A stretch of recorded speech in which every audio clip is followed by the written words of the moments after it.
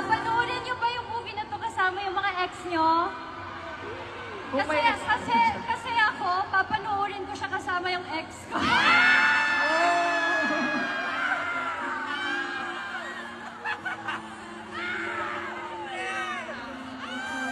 Pinapatawa ko lang sila. August 14 po, magkita-kita tayo sa cinemas. Thank you. Yes! Wow! Sige, kanta na ulit tayo together. Aking sinta, ano bang meron sa'yo?